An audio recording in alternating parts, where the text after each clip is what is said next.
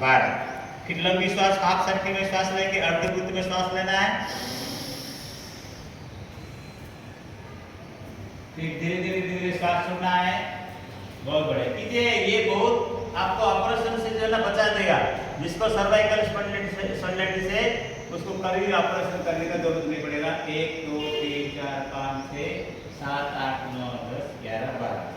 फिर उसी प्रकार क्या करेंगे, फिर घड़ी का उल्टा दिशा में घुमाएंगे। 1 2 3 4 5 6 7 8 9 10 11 12। एक बार लंबी श्वास लेंगे, हाफ सर्किल 1 2 3 4 5 6। फिर हाफ सर्किल में श्वास छोड़ेंगे 7 8 9 10 11 12। और एक बार 1 2 3 4 5 6 7 8 9 10 11 12। विश्राम।